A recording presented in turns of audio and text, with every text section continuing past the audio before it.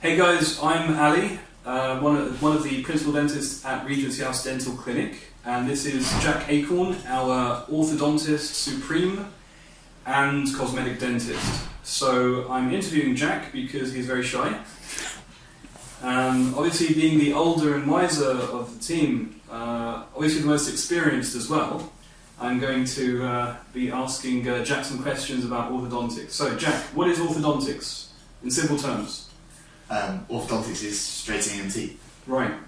And what are the reasons for straightening teeth? Why do people straighten teeth? You can straighten your teeth for cosmetic reasons. So make them look nice. Make them look nice. Does it make it healthier? Does it make the teeth healthier to straighten them? It can make it healthier with regards to aligning the teeth, can make them less likely to get decay, and also it can make them easier to clean. So they're easy to clean. Sometimes people chew better when their teeth are straighter. Less wear, would you say? Yes, yeah, definitely.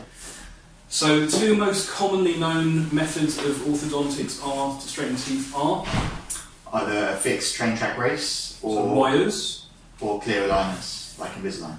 Clear aligners. Now, personally, I'm an Invisalign registered dentist, so I would like to say that I personally like Invisalign. I think Invisalign is a cut above most other systems. Now, would you agree with that or not really? In terms of clear aligners, yeah, Invisalign's. In terms of clear aligners, Jack and I both agree that it's probably the most technologically advanced, would you say? Yeah. I think they've done the most research, they've got the most sort of the best software, stuff like that. You can communicate with them. I think they've got very good training as well. Yes. Yeah. Yeah, I think you have more power with Invisalign and the movements of the teeth with the material of their aligners that they use. So how does that fit in with cosmetic dentistry and composite bonding? Like, so that's a big thing that people want to know about. So how does doing Invisalign or orthodontics with wires, how does that fit in with that?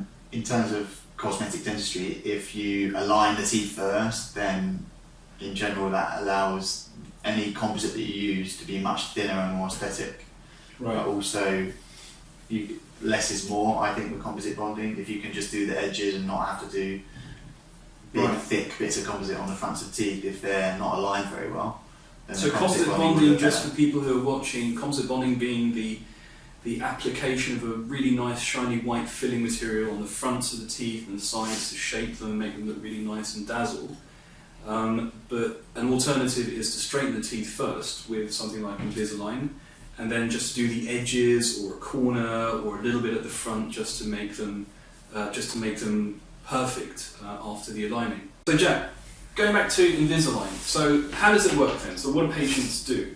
If they say I'm interested in Invisalign, they send us an email and they say I'm interested in straightening my teeth. How does it work? Can you tell the viewers? Yeah, so we bring you in for a free consultation. We look at your teeth and scan them, and then we can show you a simulation video which shows you what your final result's going to look like before you even started. Okay, and we do free online consultations for people who are still sort of on the fence about it. You can do a consultation online on Zoom or Google Meet or whatever you want to do, just to make a decision if you'd like to actually come in and see us.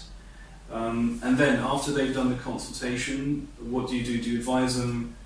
So obviously you don't advise everybody to do wires and everybody to do Invisalign. How do you decide that for your patients? It partly is based on preference, and it would partly be based on how long the treatment's going to take with both options. So length of time, preference, and cost. Is cost a big factor, do you think? Yeah, cost comes into it. Definitely. Cost is, Invisalign is obviously a bit more costly than wire systems. Yeah. However, there's the advantage of it being invisible and sort of daintier. So going back to orthodontics and Invisalign, can you describe to us the patient journey, sort of from A to Z? So the first thing we would do is scan the teeth and produce from that a simulation video which shows you what your final result's going to look like before you started, where your Invisalign attachments are going to be, which is little bits of white filling material that go on the teeth underneath your aligners, how long your treatment's going to take, and then when we come to them fitting your first aligners, we give you a series of them which you Yeah. change on average every 10 days. Yeah. So each 10 days you get a new aligner to put in. Yeah.